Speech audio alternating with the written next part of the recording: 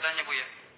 Saya baru saja melihat ceramah salah satu penceramah yang menceritakan tentang kisah suami istri, di mana sang istri dipukul suaminya, namun sang istri menutupinya pada orang tuanya, hingga membuat suami tersebut luluh dengan sang istri karena telah menutupi aibnya.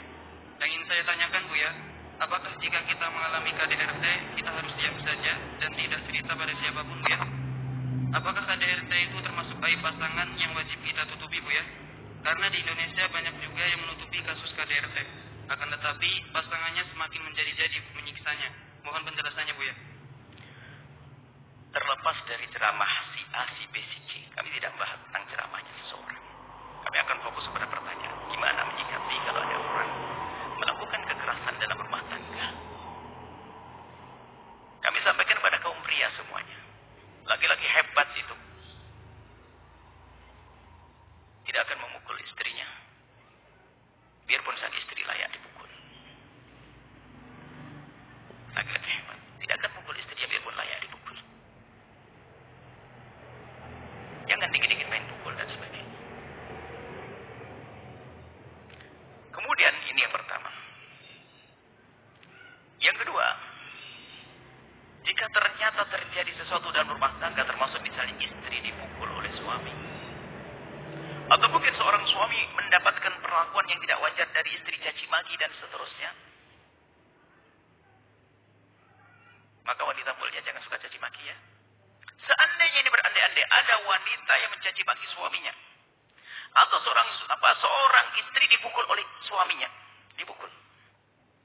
Memang laki-laki ini keluar daripada laki-laki mulia tadi. Tapi kita bagaimana seorang wanita yang mendapatkan perlakuan kasar, kekerasan dalam rumah tangga, apa yang hendaknya dilakukan? Apakah tidak boleh cerita pada ibundanya, ayahandanya, ontar dulu? Ini permasalahannya, menyelesaikan masalah. Rumah tangga Anda sudah Anda bangun karena Allah. Kalau ada masalah, memang rumah tangga kita, rumah tangga manusia yang punya hawa nafsu. Sesaat istri marah, suami marah, dan seterusnya. Sesaat marah kan tidak terkontrol, ada yang terkontrol. Maka harus berusaha kita mencari solusi dong. Adapun kepada siapa kita mengadu lagi, ini loh yang perlu kita pertimbangkan. Apakah tidak boleh cerita kepada ibunda? Bisa jadi jawabannya tidak boleh. Karena apa? Mungkin ayahanda, ibunda Anda, wahai wanita solehah, bukan orang bijak. Dan kami sampaikan kepada siapapun yang punya masalah dalam rumah tangga, apakah terjadi kekerasan? Jangan mudah menceritakan kepada orang tua. Artinya harus kita timbang-timbang dulu. Karena apa? Belum tentu orang tuanya bijak. Karena bisa jadi kalau orang tua tidak bijak itu, malah menyikapi dengan sesuatu yang tidak nyaman, sehingga mungkin melabrak suaminya. Sehingga yang semula rumah tangga itu mudah untuk diakurkan kembali, dipertemukan kembali. Akan tapi suami yang sudah punya masalah tadi dengan sifat yang tidak baik, akan dihantam lagi, akan menjadi keras. Karena bahkan mungkin menjadi kikuk untuk damai karena ini mertuanya.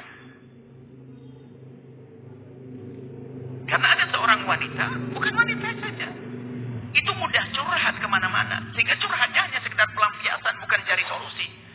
Kalau ingin bercerita kepada orang tua juga sah kalau memang orang tuanya bijak. Mungkin dia seorang yang bijak, alim, bisa jelaskan, dia bisa ngadu. Ngadunya pun adalah harus sesuai dong, tidak melebih-lebihkan, kan begitu.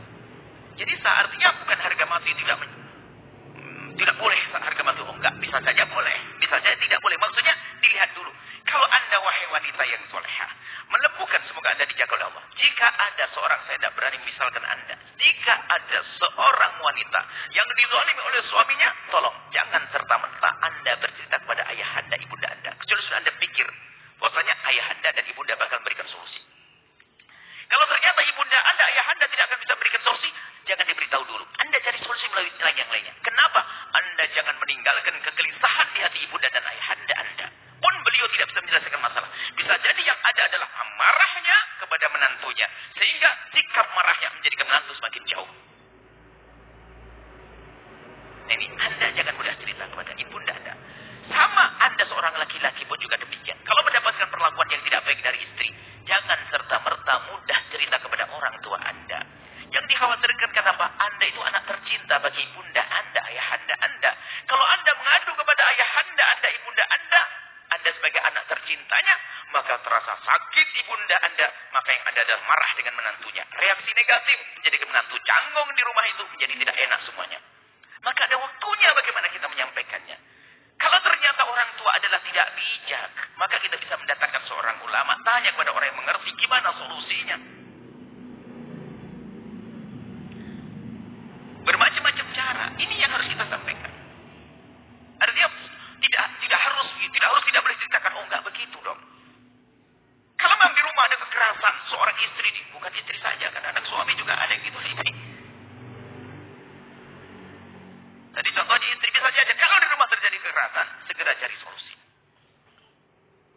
Tapi tidak serta-merta orang tua kita, maka jika ada seseorang menyembunyikan permasalahan kepada orang tuanya, ini bukan berarti dia ingin terus dalam ketersiksaan. Oh enggak, mungkin dia cari waktu. Dan mohon maaf dalam menyikapi omongan seseorang. Makanya kami tidak mengomentari ceramah ABC. Cuman begini loh ya. Artinya dalam irama nasihat itu kita harus lihat sebagai nasihat. Mohon maaf. Suatu ketika kami menyampaikan. Tolonglah jadi orang yang sabar, mudah memaafkan. Berapa kali kami sering menyebutkan. Kalau ada orang berbuat zalim kepadamu, menyakitimu, memfitnah, mungkin juga. Bahkan saya hadirkan dalam panjatan doa.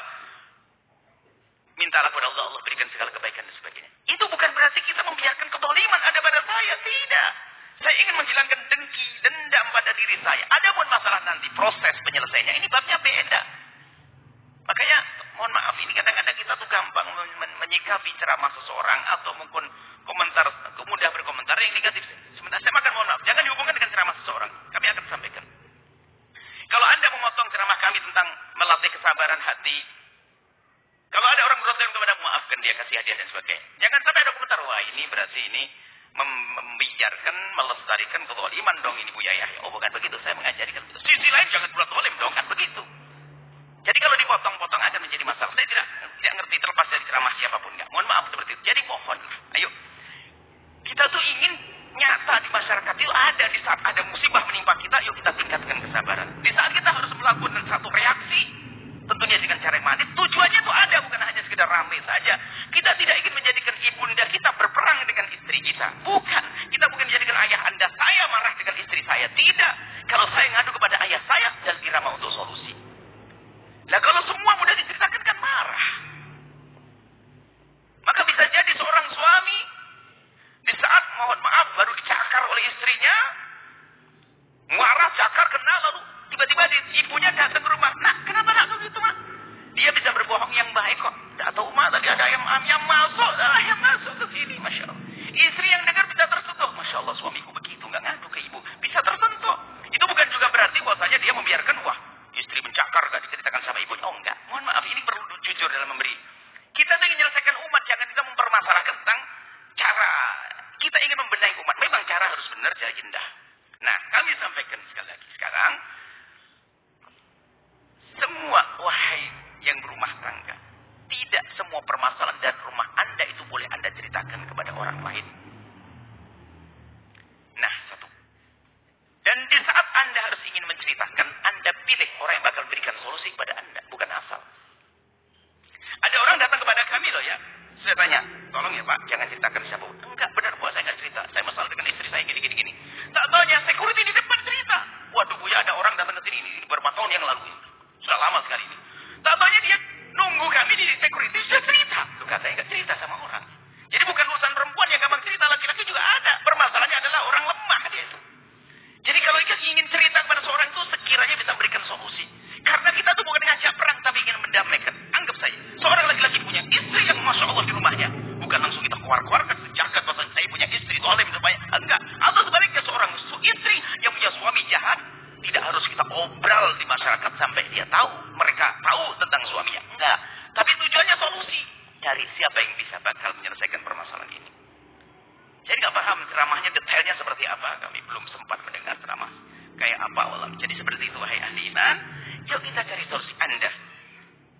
Anda kalau suami, jika Anda punya masalah dengan istri-istri Anda, para suami-suami, Anda punya masalah dengan istri, jangan serta-merta Anda ceritakan pada ibunda Anda. Karena ibunda Anda sangat mencintai Anda. Jangan bikin sedih, Anda anak kesayangannya.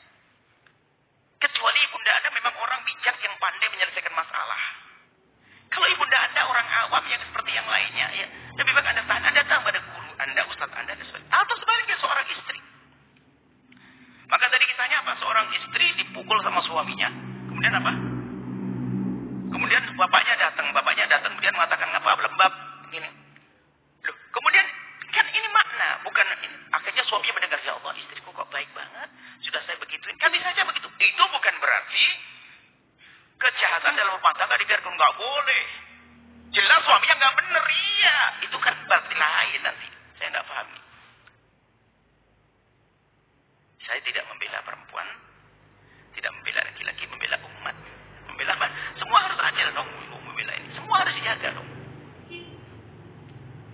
Laki-laki perempuan yang menjadikan mulia adalah ketakwaannya.